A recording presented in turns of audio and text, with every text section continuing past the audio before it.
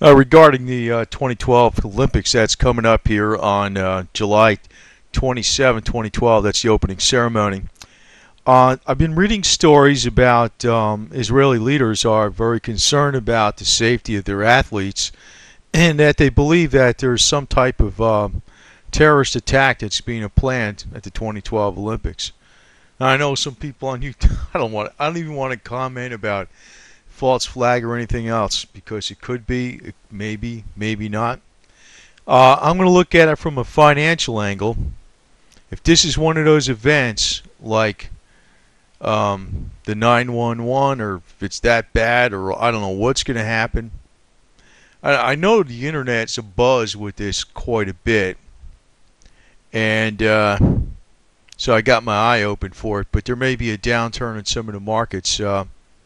If that occurs, I mean, it's not like you made the event happen, but you might as well buy at that time, because if we notice that gold and silver, for instance, they're completing their classic pattern that they did back in 2008, 2009. You know, three lower highs, like it reached a high and a lower high and a lower high again, and same with the lows, same thing. It's repeating the same pattern it did back in 2008, 2009. So all the commodities are getting ready to take off. This event occurs and there's a more major downturn in the markets, like you notice what happened during Japanese tsunami. Everything just went really down pretty fast, pretty hard. That's the time to buy, not be fearful. So I'm kind of holding back, and I might do that myself. I have a suspicion that, you know, with all the talk out there and all the plans to evacuate people that are high-end, you know, important people on the 2012 Olympics, I think something might happen. I don't know. I know it's on the Illuminati playing cards, but who the hell knows? I want to point out something else different. I know a lot of people are concerned about the banking system and stuff. This isn't known by too many people. Now, I'm going to also comment a little bit about these numbers. This is called Bank Tracker Investigative Reports Workshop.org, and you can look up, it's like public information. You can go to like a state, and you can pick up, you know, it has like a page. You can pick out a state, you know, New Jersey, Florida, New York, or whatever, and you can go into the state and then look for your city, look for the bank, and, you know, provided the bank's headquartered there. This is a very important ratio. It's called the trouble asset ratio. And nobody on the internet discusses this because people on the internet basically don't know about these things. But it's pretty important. At one point in time, some of these ratios were approaching 90% or more. And usually when a bank has troubled assets over 90% of their reserves and stuff and capital, they are in major trouble. Now, that is usually when the FDIC are probably coming in there pretty soon and closing them down. It's a good indication. So this is like the Bank of America. You can see it's a little bit above the national median. National median's at 12.8%. They're at 22. That's really nothing. I was looking at Citibank. Citibank is actually below the national median. Now, the Bank of New York Mellon, these guys, they'll never go under.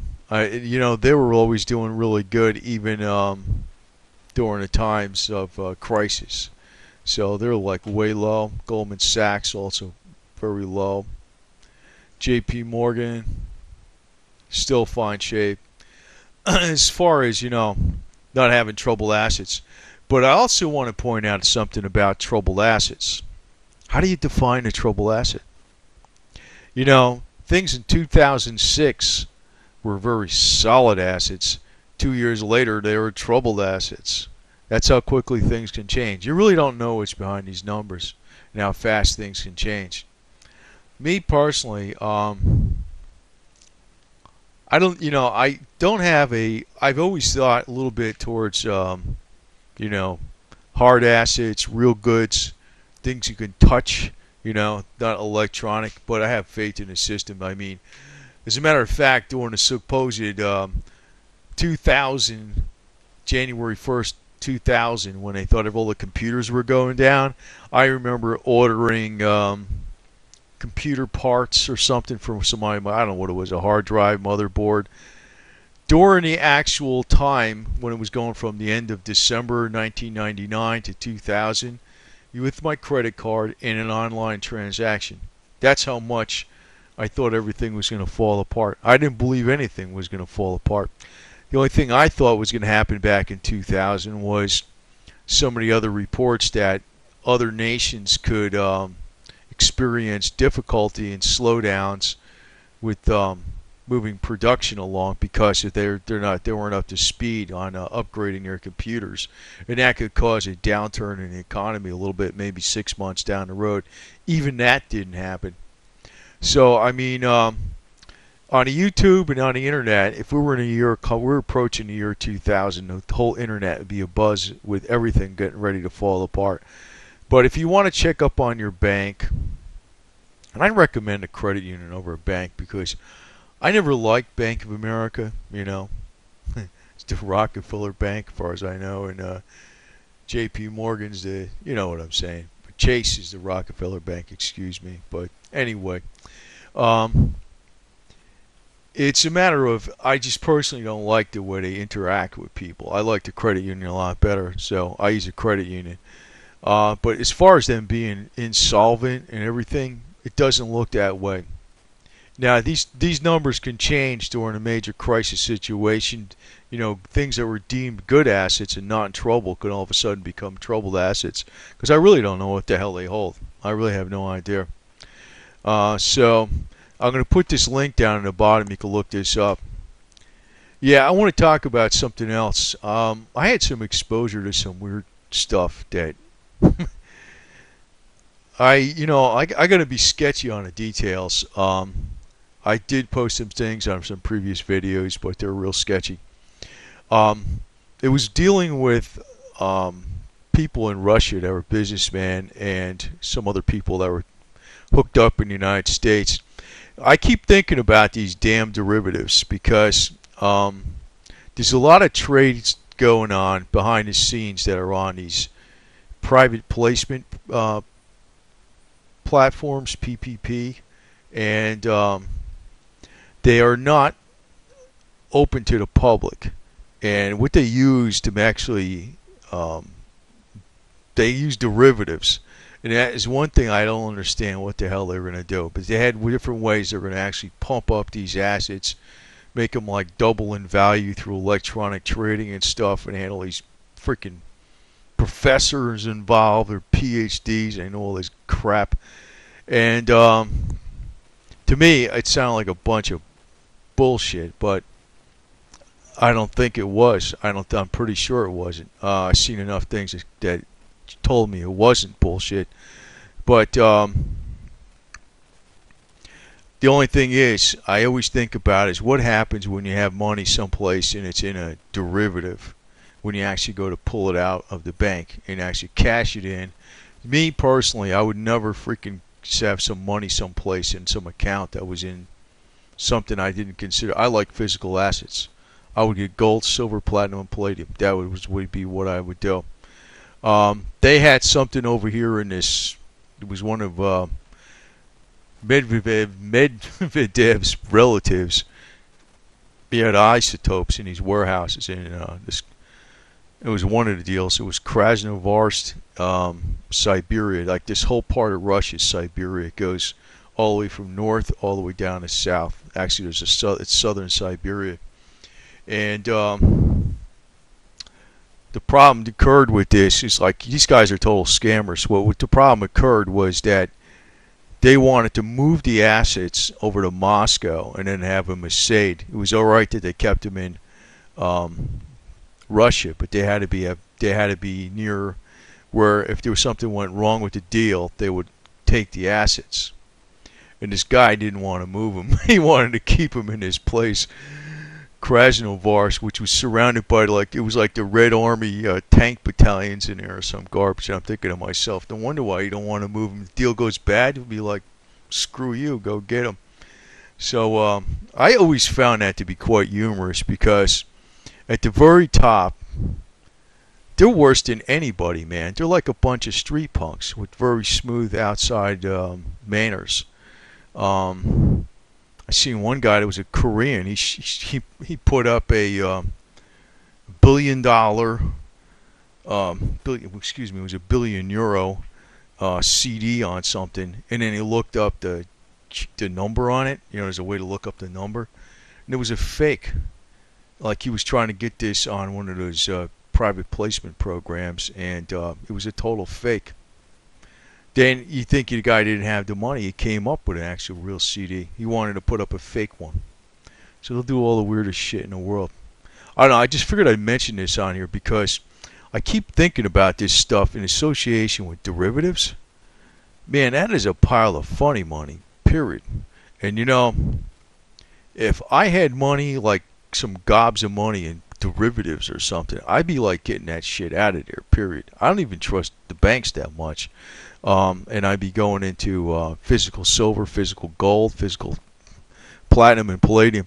Now, a friend of mine, I mean, I'm not, against the physical metals. I just know that, it's not good to be too far into it. I know it's a high risk maneuver.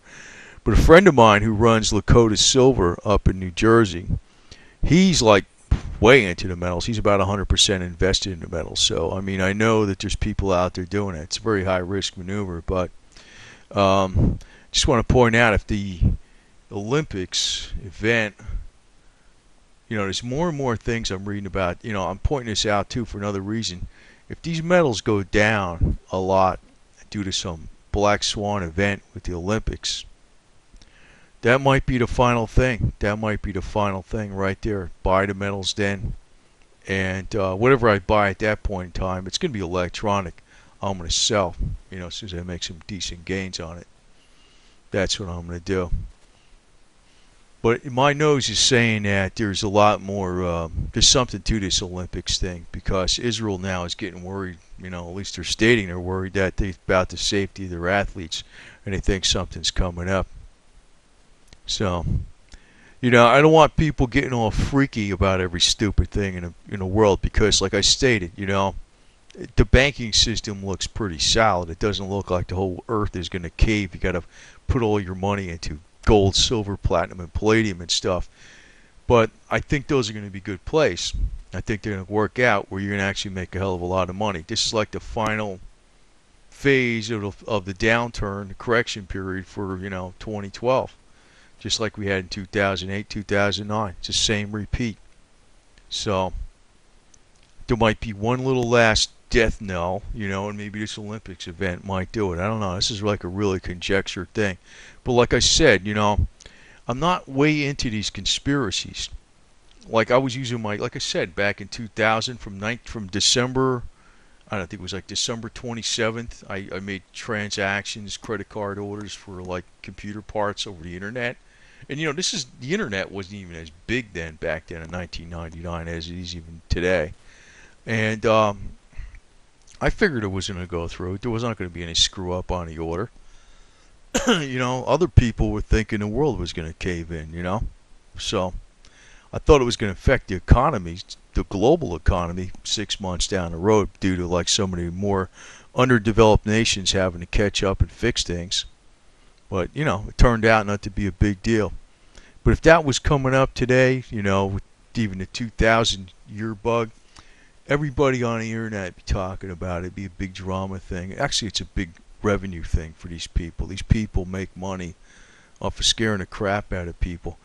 But I got to state that just my little intuition is telling me there's too many things out there talking about this Olympics thing. I don't know. There might be something coming up. Like I said, be ready to act. And if you have fear of your banks, go look. I'm going to post a link on the bottom. You can look up your banks and look at the trouble asset ratio. It's a very good tool, but it's not a guarantee. I just stated something about what was considered a very solid asset in 2006, all of a sudden got moved over to a troubled asset in 2008. So, I mean, all the numbers don't tell you every damn thing there is, but that's still a good indication because some banks on that list are up around 80-90%. They're in bad shape. So if your bank is in that list and it's way the hell up there like that, and it's got a troubled asset ratio of like 90%, I wouldn't keep my money in that garbage. No way. So that's just something. A little public service announcement. But just watch with these Olympics, man. I don't know. I've just been reading more stories lately. Israel's very concerned about that. So, I don't know. You could say false flag or not. I don't know. I can't figure that stuff out.